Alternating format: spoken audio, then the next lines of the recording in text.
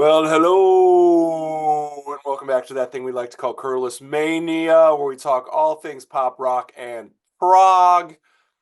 It's a great day today. I'm very excited. I'm always really excited when I have a new guest on the channel. Um, Somebody that I've been watching for honestly for years. I've been watching this guy. Some of these guys, like I feel like I know you already because I've been watching on YouTube for so long. So Anthony Ferraro, welcome to Curless Mania. Thank you so much for doing this today. Thanks, Tom. Thanks for having me. Pretty excited. Yeah, I hope so. We're gonna be talking Anthony Phillips, so it's always a good day. Yeah, absolutely, right? I mean, it's interesting because, I always bring this up that, it's always like you can say, "Hey, come on my channel and talk about something," but you always have to figure out what you're going to talk about. And Anthony and I go back and forth a lot on Messenger. We're like going back and forth. We take pictures of stuff we're listening to. Check this out. This album's great. Blah blah blah. And then I think one day we both were talking about Anthony Phillips. It came up because I think I was listening to him, and I think I was listening to 1984, which I think is an interesting record, Yeah. for him. It's very interesting. And I love that. I don't know why I like that album a lot. It's very synthy, right? It's very synthy, but it's cool. Well, you're so used to all his 12-string guitar records, and all of a sudden he pulls a whammy and it's all keys, all synths. Yeah.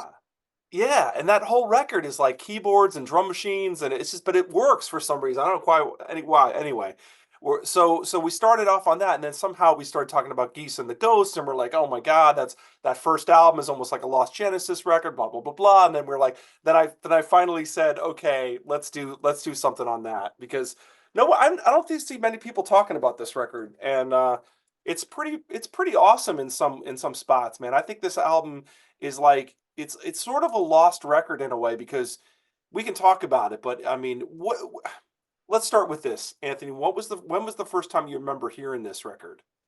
I remember seeing about it.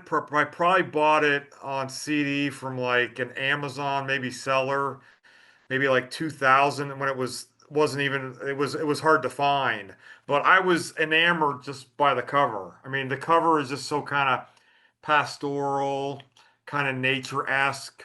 I was just so enthralled with the cover, and I thought, well, this has to be good. And lo and behold, when you listen to it, it's very pastoral, it's very majestic, it's very dreamy. It's just got all that the qualities that you see in this cover. You can get lost in the cover, and you can kind of get lost in the record. I mean, it's a beautiful recording, and the instrumentation is. I mean, if you like acoustic guitar, the instrumentation is top notch. And then it's funny because after listening to this for the first time in a while, I had either forgotten or had not realized that Steve Hackett's brother plays flutes on this record. I don't Yep. think I ever even looked at the credits for that, but I was like, whoa. And I Yeah. knew Mike Rutherford was on this because he actually wrote some of the parts of the tracks, but John Hackett was like a new thing to me. I had no idea. But when, Yeah. when it comes to flute playing, man, that guy is amazing. I Oh, miss him in Steve absolutely. Hackett's band.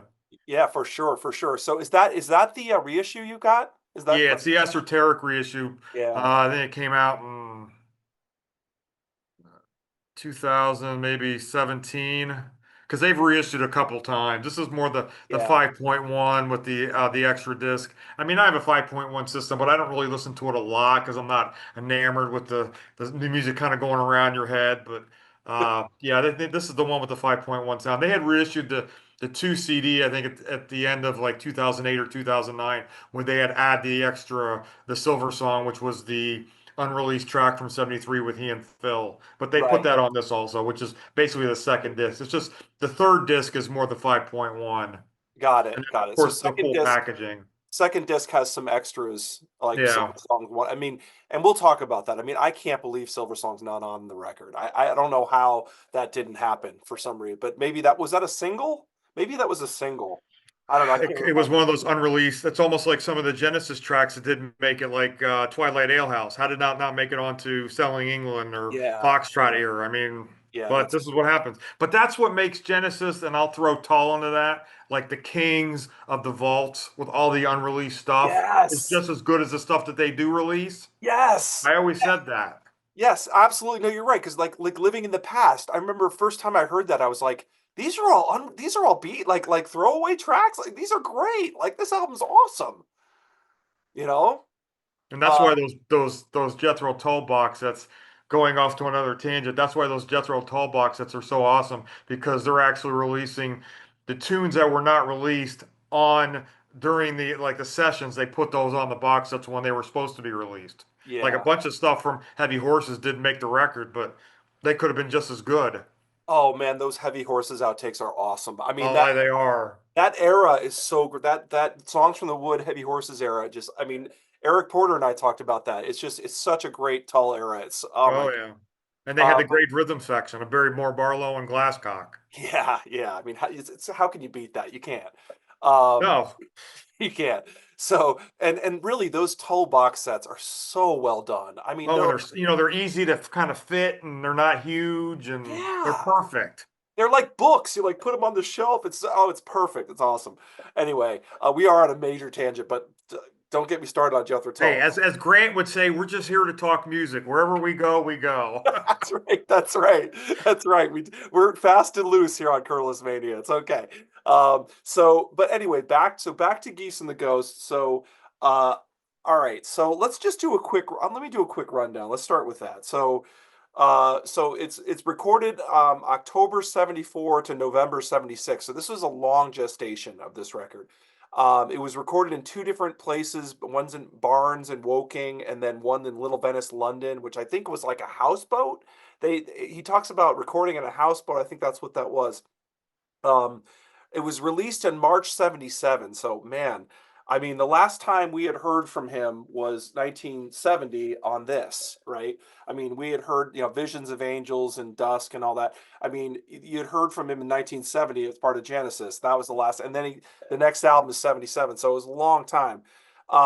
It was released by Hit and Run in the UK, which was like Genesis's management, basically, who kind of financed through him and Mike some money, and then Passport in the USA. Producer was Simon Hayworth and David Thomas, along with Anthony and Mike Rutherford.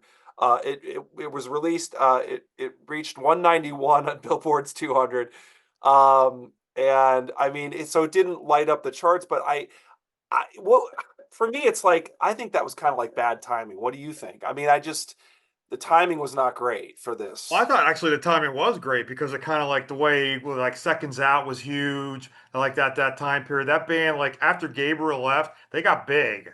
Like it's Yeah, almost like that's as a true. touring live band, they got big.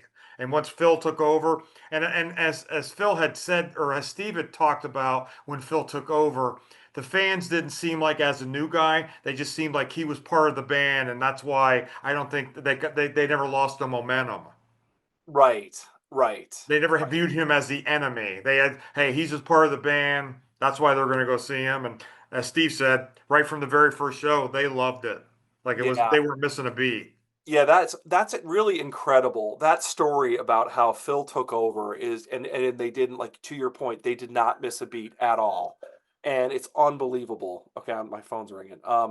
So oh, it's just junk call. But anyway, but yeah, they did not miss a beat. It's incredible. And like you said, I think it was people were forgiving because he was part of the band, and they were like, "Hey, this guy, it was like let's give him a chance." And they did, but he was a great singer. He was already doing a lot of vocals on Genesis stuff, Yeah, doing a lot of the harmonies. yeah, and he sings. Obviously, he sings on this record. I mean, getting back to this, he sings two songs on this album, and he's great. I mean, he's doing sort of his mellow Phil voice from the early '70s kind of thing. Well, It's like and what's amazing is like the two tracks he sings on here. He sings on a track on Voyage. I mean, they're mellow, kind of like atmospheric, but man, his voice fits. Like I couldn't imagine anybody else's voice fitting that song than he does. Like Star is Sirius. I mean, oh just the atmosphere. He yeah, just fits it perfectly. And the two tracks on here, Which Way the Wind Blows, it's mellow, but I couldn't picture anybody else singing it. It's like his no. voice was perfect for that kind of stuff. Yeah, yeah, and that's kind of how he started, right, with the More Fool Me and all that. I mean, where people kind of that's why they put him in this sort of okay, we know Phil can sing because I guess when they started the Trick of the Tail sessions, Tony, of course, Mike were a little bit like, okay, well, he can sing the mellow stuff, but he can't sing the rock stuff as much. And then eventually he proved himself, and he got more and more of a rock voice. You know, Uh, Dance on a Volcano is a banger. I mean, what an opening yeah, track. Oh yeah, my God, what an yeah, opening track. But you know what's we're gonna go on a tangent here, but like Entangled. I would have loved more Banks and Hackett collab. I mean, that song is so haunting and beautiful and but you yeah. know, Well, here's a yeah. Didn't Tony say that he missed Hackett when he left? Like he said he missed him because he was the guy who would like kind of be on the team as far as doing weird stuff. Like, oh yeah, that's kind of weird, but let's try it. Whereas like Mike and Phil were a little more conservative on the yeah. writing, you know. So he was like, oh man, I kind of missed him because he was kind of quirky, you know, Hackett. Well, Um, it's funny because we're talking about the Genesis family. And if you look at the solo records, you look at Anthony, you look at Steve, you look at Peter, you look at Phil, they've all played on each other's record except for one person. Except for one person. He's not played on anybody's albums except for his own. And nobody's played on any of his solo albums from the family. It's really odd. it's one of those I wonder interesting. why. Is he kind of hard to work with? Maybe. But I mean the thing is so hard though because I love Tony. Like I love his songs. Like I love. I mean even the songs that people say they don't like. You know like things like me and Virgil and what's the one me and Sarah Jane. Me and Sarah Jane. Oh my God. And all what's the epic on Wind and Wuthering? Not Oh, one for the vine. One for the Vine. I mean, like, come on. Like Oh, One that for the song's Vine pretty is freaking amazing. awesome. So like it's hard to deny Tony's talent, but I think he definitely was hard to work. I think he was very like pushy and hard to work with. And I think that he didn't really when he came into a situation he would want to dominate. And I think that people would be like, So I don't know. That's just my take. I don't know. I wasn't there, but Well, it was funny because like it was probably about like one of the first I've seen Hackett about 10 times and I think maybe in the early 2000 maybe around 2014ish I think it was the first time I'd seen the Genesis Revisited show when he first started doing them. And yeah. you know, I had some beers in me and we were at the theater and somebody says, "We love you, Steve." And I yelled out, "Somebody needs to tell Tony that." And Steve he just kind of laughed. And all my buds were next to me were like, they were slapping me and hiding from me. It was hilarious. It was That funny that he actually, he answered my question. He's like, "Oh, I'll let him know." Oh, It was that's so hilarious. funny. Yeah, that's so funny. I mean, and come on, when Steve, you guys talk about this a lot, and like in the proxy and stuff, when you talked about Genesis, where it's like, you know, it's like when Tony would like smother the song in keyboards, and Steve would be like, "Where do I fit? I can't fit into any of the song. Like, I can't. I'm trying to figure out a way to get into the song. There's sonically, it's like full already, you know." So anyway, but anyway, back to Anthony Phillips. We are way off. So back to We Anthony are Phillips. we are on the Grant Rock Grey House, aren't we? Yeah, we totally are. So we're way off the trail. So anyway, so 1977 this comes, and I think originally this was conceived as a duo album with Mike Rutherford. I think they wanted to continue their 12 string thing, which they did together on the early Genesis stuff, especially Trespass, where they would do these 12 beautiful 12 string like duo like together. They do these weaving things, and they're so cool when it works. It's like amazing. And you get a lot of that on this record. I mean, and I always say you got to turn this album up. Like you got to like crank this record because it's Oh kind of a yeah. quiet album, you I know? mean, the Henry Suite is it's a banger. I mean, it's like Yeah. there's so many peaks and valleys. It kind of like starts off slow and ba-boom, and it hits you right in the face, and then it kind of goes back. It's the peaks like for 15 minutes. You don't know what you're going to be getting. Yeah, what I was just going to ask you about the suite. What do you? So obviously you like it because there's some people that don't like it as much. So Oh, why I do you think it's like the Henry fantastic. Suite? I Yeah, yeah, was like, when I listened to it again, I'm like, wow, I forgot. It's one of those albums I've heard so many times, but I wanted to play it to kind of refresh, and I had forgotten how good that track was. I mean, it's a yeah, banger. It's an yeah. epic of all epics. It really is. Because the other epic, what's the other epic on here? I can't You even said read the title track, right? the title track Yeah, is more kind of like the duo of the 12 strings, but the Henry is like the kitchen sink. right. The orchestration and it starts out slow. You don't know where it's going to take you, but it's amazing. And Yeah. 15 minutes doesn't, it goes fast. It's not like one of those long drawn out tunes.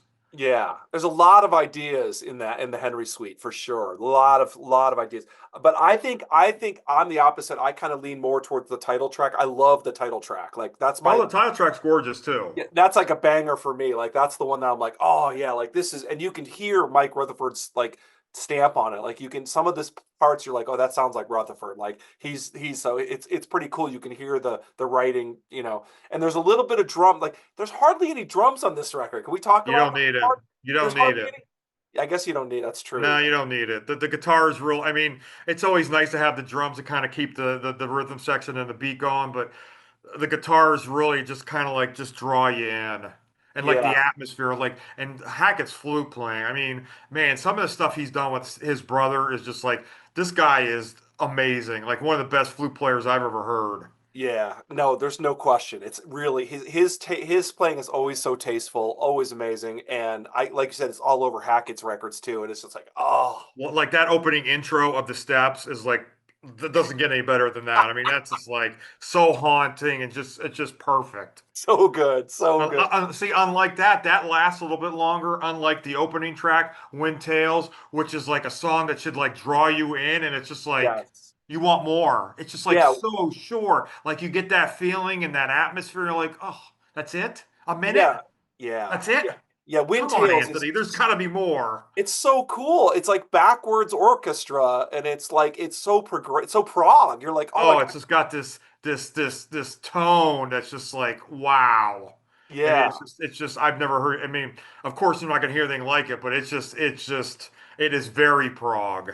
I kind of feel the same about Chinese Mushroom Cloud. The same thing on the second side. This like 46 seconds, and that's kind of proggy too. And I Um, feel I was thinking about Chinese mushroom clog that it kind of like it's more of an I know it's only 46 seconds, but there's more instrumentation to it. Like Wind Tales is a little more quiet and then it kind of builds up. But right. Chinese is kind of like this is what the next song might be. It's kind of like a little like a precursor, kind of like an intro going into the Geese. So I thought that kind Yeah. of fit perfectly.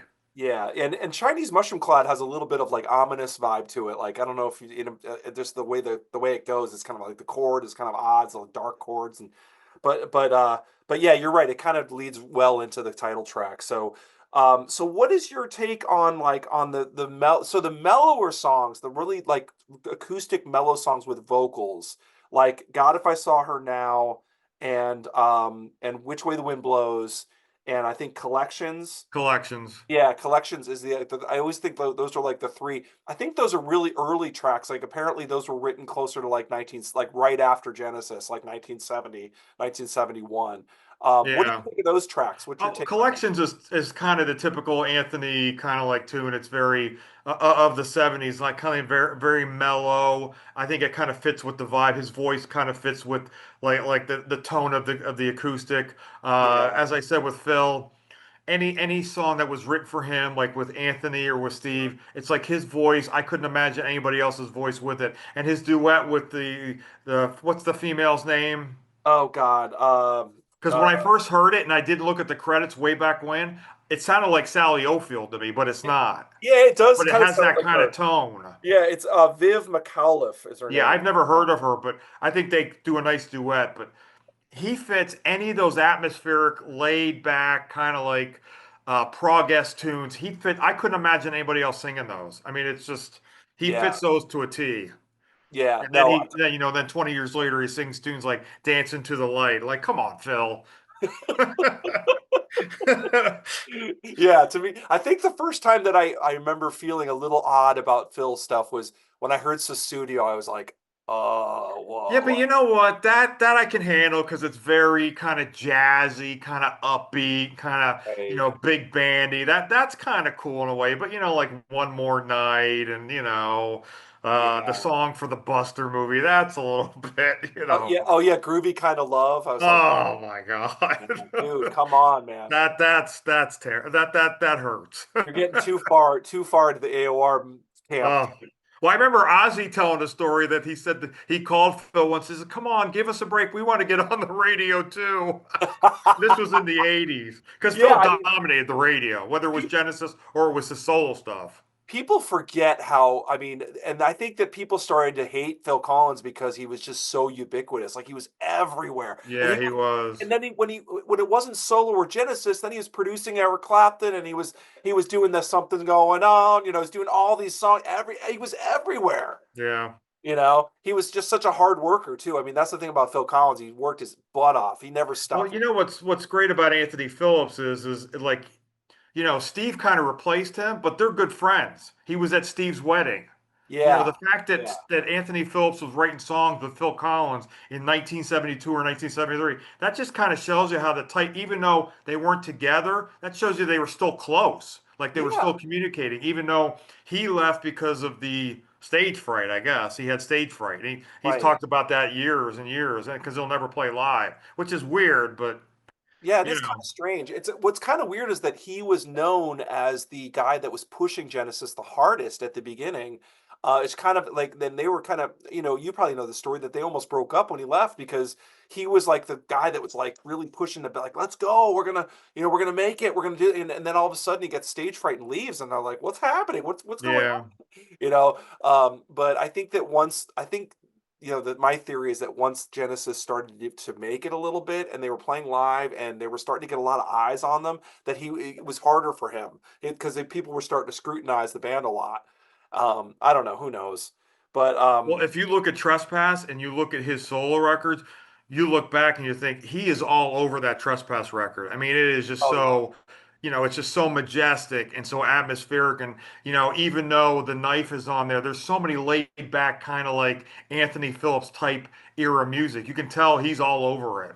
oh God, he's all over it. Yeah, absolutely. And I think that the knife was like from what I read or heard that Peter Gabriel said we need something with some balls because like it was because like that album is so pastoral like this one, like this. It's very pastoral, 12 strings, like very beautiful. And then he was like, all right, we need something that rocks, like something. And so they did that song that was originally called The Nice because it sounds a lot like The Nice.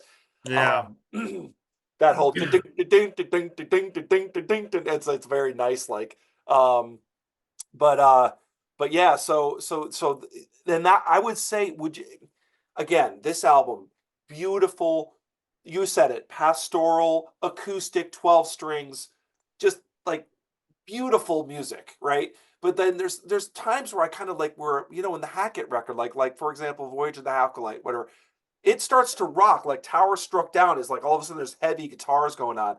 On occasion I kind of like hankering for like something a little bit heavier, maybe. I don't know. Are you on this album or not really? I think that fits it. Well, I think the music on here fits it perfectly, and I do think at times the Henry Suite does kind of get a little like, but it gets heavier, kind of more of like an orchestration wise, not like electric guitar wise, not like Right. anything Steve Right. Hackett would do, but orchestration wise, it gets kind of heavy in spots, and that's what I think makes the Henry Suite so kind of special because it's like it goes through peaks and valleys, and if you're a first time listener, I mean, it takes you on a journey. You don't know where it's gonna go. Yeah, yeah, no, that's true. It does take you on a journey, and if you sit down and listen to this record and like with turn it up and listen to it and concentrate on it, it gives rewards. Like you really have to like pay attention to this album, and I think that when you do and you crank it up, it's cool. It's like you're like, oh my God, this album's really really well done, well written, well performed. I mean, it's like you said, it's got that Genesis Trespass feel sometimes. Like you're like, oh my God, if you like Trespass, you're gonna love this record. You know what I mean? Pretty much, yes. Yeah. So Now, what's funny about this record for Anthony Phillips, I think after, and of course, after this record was made, it seemed like he may have gotten pressure from the record company when he made Wise After the Event was more, they were all more vocal tunes. There was no yeah, really any instrumental. Now besides, he put one nice instrumental, Nightmare, which is very like that is like that would have been perfect on here, but nothing was like that on After the Event. And then I felt like when the 80s hit, when he started to do the Back to the Pavilion series, like that opening track would have fit perfectly on here. It's got that yes, atmosphere. If you see the cover, it's kind of like yep, from like the 1600s with the castle. That's what yes, Anthony's all about, like just that nature-esque. I think that music fits perfectly. And then as the 80s went on, things kind of changed. But I would have thought that the Back to the Pavilion Suite would have fit perfectly on here. But then It after this, he kind of went more song oriented instead of kind of like the epics. And I don't know if right. that was pressure from the label, or of course Prague was kind of taking a back seat, but that's what had happened. That's what makes, I think, this unique. Yeah, I think you're right. And I think that's what I meant about the timing is just like by 77 music was I mean, yeah, Genesis was doing well to your point, but music was sort of changing by 77. Like punk was coming in and all these, I kind of wonder if this album had been released in 74 or something like that or 75 even that it might have done. But I mean, think about it like by 78 Yes and ELP are struggling. I mean, even the big behemoth bands are starting to like have like they're doing weird albums like Tormato. I mean, things were changing in the late set by 77, 78. I still like Tormato. A lot of people kind of not a fan of, but there's some bangers on Tormato. Oh, there are. There are. I mean, Silent Wings Now, of ELP was done by the yeah. end of that era. Yeah, yeah. ELP, I mean, ELP works. I just don't like that much. I for some reason, I don't know what it is.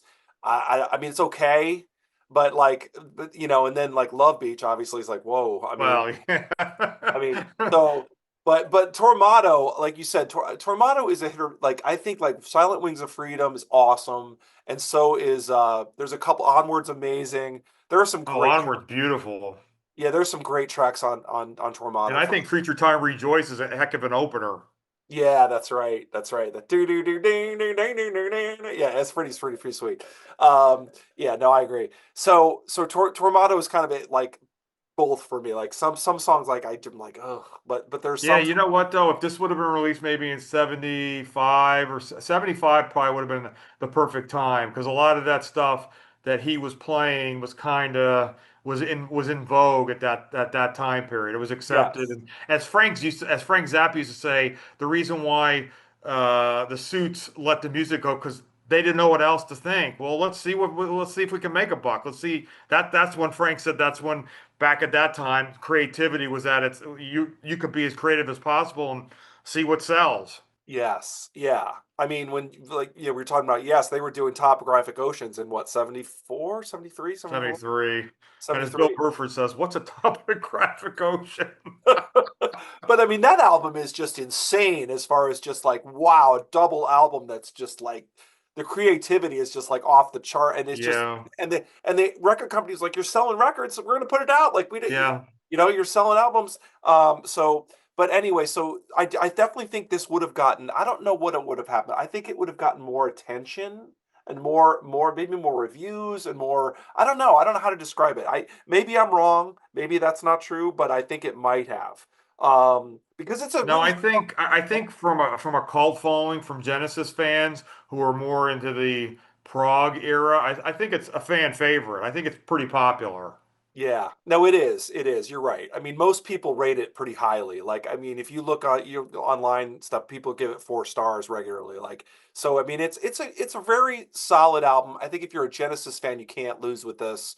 I mean, what's your take on it? I mean, what do you think it's a pretty? I mean, out of all his material, would you rate it pretty highly as far as his I solo? would probably say I would say it's his best record. I mean, he's got other good ones, but it's kind of tough to top this one. I mean, this has it all. It has, Yeah. it has the cover, it has the artwork. I mean, you just like when you look at that, you kind of have an idea of what you're going to get.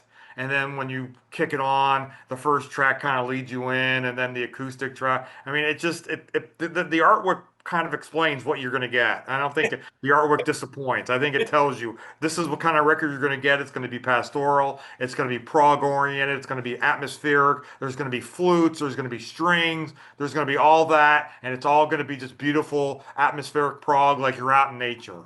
Yeah, and you're right. I do love the artwork. I think the artwork is perfect, and it really does describe when you look. I mean, you look at this at a record store, you're going to pick it up and go, it looks like a pastoral album, and it is. It's exactly what it is. So no, I love the artwork as well, and I do love the artwork for like private pieces or whatever one and Oh two. yeah, they're all stuff's gorgeous. You mentioned that too, and I love the private pieces like 1 and 2, and like those are, and like you said, that stuff could fit on here pretty easily. Some of that stuff, and I think it was recorded around the same time, possibly. I don't know, but anyway, Yeah, so that's, I mean, I'm with you. I think it's his strongest solo record. I mean, he's got some great stuff, but I think as a piece of art, like this is like his statement. Like if someone would say, "Hey, I want to check out Anthony Phillips," I'd be like, "Geese and the Ghost." Yeah, that's what I would. Yeah, I would. That's what I would recommend. Yeah, so there you go. I don't know what else to say about it. I don't know. I mean, what else can we say? I think we covered it. Now, do you think God, if I saw you now, do you think it needed the duet with the female, or do you think you could have done without it? I mean, I had forgotten that she was even on it, and then I was like, oh, I forgot it was a duet. Yeah, it's kind of cool. I mean, it's kind of cool that it's a duet, but like I think She for kind of me, opens with the singing, like then he joins. right. It's almost like he wasn't invited, and then it's like, oh, come on in, Phil, you can sing. Yeah, it sort of pulls you in a little bit because it's kind of two vocalists, so it's kind of cool in that way. It kind of pulls you like, oh, maybe they're having a conversation or something. So yeah, no, I think it's cool. I mean, it's it's funny because she's got this sort of like female Phil voice, like you know what I mean? They kind of complement each other because she's doing this sort of very like coy kind of vocal as well. Like I don't know how to describe it, but it's cool. I mean, I it's interesting because you have the one thing about this album that kind of what strikes me when I was listening to it doing the homework for this is like there you got the long we talked about it, the long epics, you got the Henry Suite and you got the title track, and then you have the two little instrumentals that open up side one and side two, and then you've got those like three songs that are kind of like 3 minute songs that you know what I mean that are like could be I don't know you have sort of a little bit of everything. It's almost like that they fit, but they probably you wouldn't expect an album to have vocals, but they do fit. But it's almost like they fit and they kind of don't fit, if you know what I mean. Because you Yeah, wouldn't expect vocals to be on the album. Because and then like you got Anthony singing, and he's not the greatest singer, but I think the song kind of works, and his voice kind of meshes with that type of acoustic tone. But it's amazing because if you think about like Rutherford kind of wrote part of the title or the King's track. right, Um, right. right. The Henry He Suite. also is responsible for Shadow of Hierophant too. So it's almost like Yes. what we know Mike Rutherford for, but he also has some stuff in the canon that we're like, wow, this is some major prog epic stuff. Because I know Hierophant was kind of like, I remember when Steve was recording Voyage, Mike had written a bunch of it. He's like, hey, I want to add a bunch of the song, and then Mike said, go ahead, and that's where that song came from. Yeah, that's oh God, Hierophant's so great. Oh my God. Oh, I mean, I know it's pretty amazing. God, it's It's awesome. I like mean, this track. It's kind of like building. It kind of like with the Hierophant, it kind of builds up. This kind of like goes through peaks, but it builds and then it drops and then it's amazing how kind of similar they can be. yeah, it's interesting because I always kind of feel like Geese and the Ghost and Voyage of the Alkalite are almost like cousin records because it's like they're both guitarists from Genesis, but like to me like Voyage is like 5 star. I mean like I just Voyage for me is just like perfect. Yeah, it's I love amazing. that record. Oh my God. And this is like a 4 star record. That's like a 5 star album. And But then you the have the Genesis guitar players with Phil singing. I mean, right.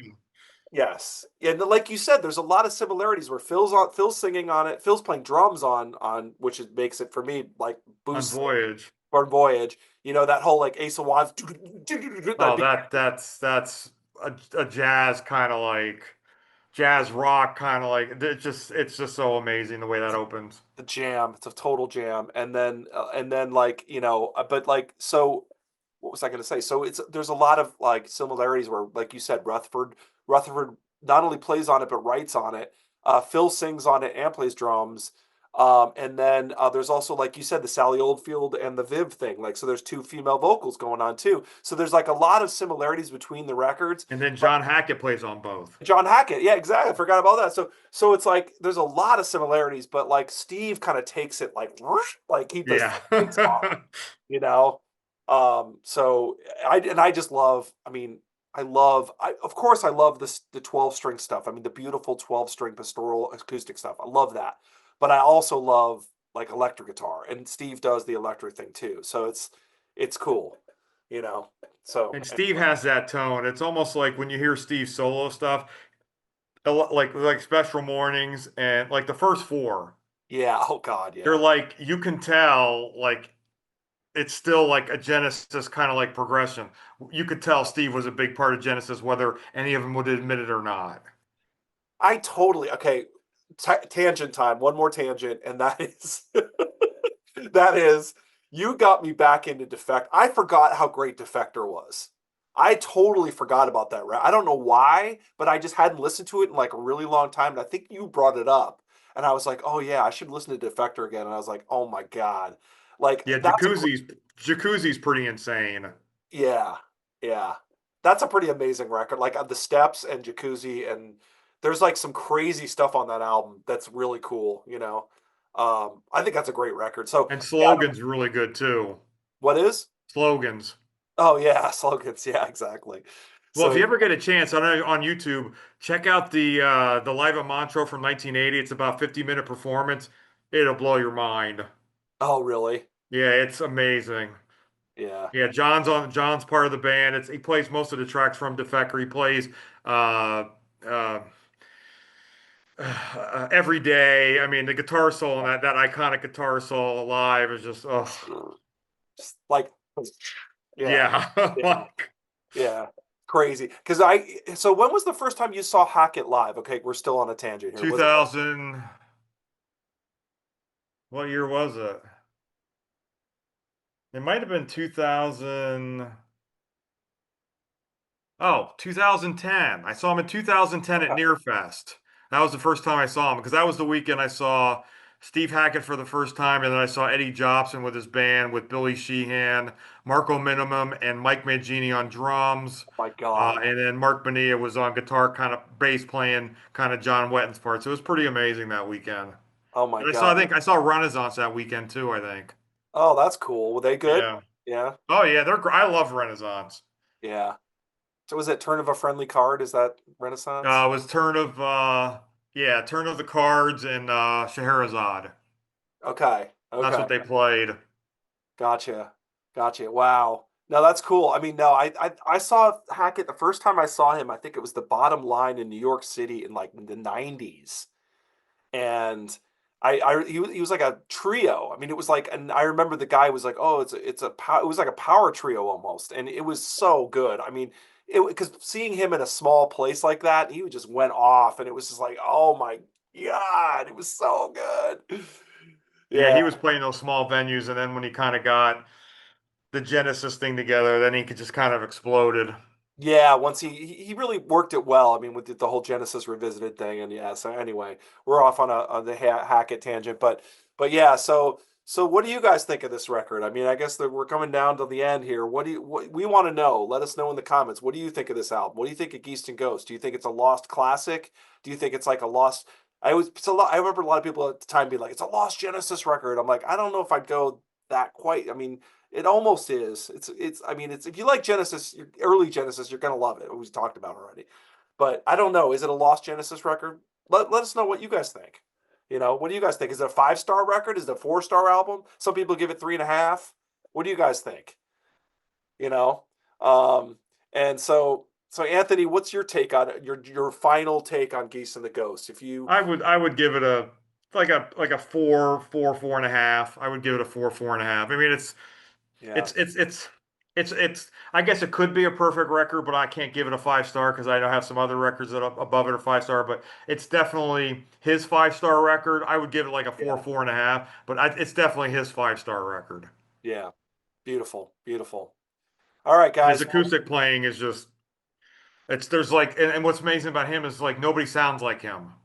yes. Kind of like Steve Hackett. Nobody sounds like him. Nobody. Yeah. I've never heard anybody play the acoustic like Anthony Phillips. Yeah, that's something about that 12-string acoustic, especially with him and Mike. It's like, woof. There's Yeah, like it's there's a beautiful magic. harmonies together.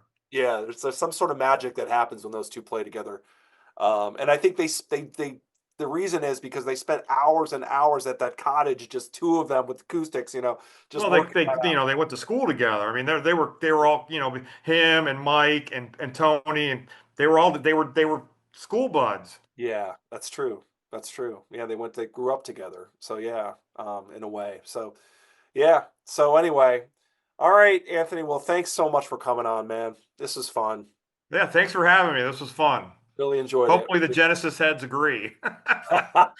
Or the Anthony Phillips heads. Yeah, we're gonna find out. We might get a lot of hate. Like, you guys don't know what you're not. No, we. I think that let us know. I think the Pete Genesis heads will like this episode. I think they'll enjoy it. Let us know what you guys think. Again, I always like the comments. I read all the comments. Let me know what you think. And we'll hopefully have Anthony back, and we'll talk about something else. Maybe we'll talk about Haggett next time. I don't know. Who knows? But if you're open to it, let's do it. It'd be fun.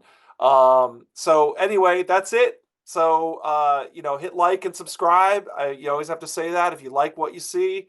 You got to hit subscribe. All YouTubers always say that, but it just takes a second. It just doesn't cost you anything. You just bam, hit subscribe, and hit like if you like what you see. So thanks everybody. We appreciate you. You must be a big Genesis fan if you're with us this long. So thanks again, and thanks Anthony, and we'll see you guys next time on Curless Mania. Thanks, Tom, for having me.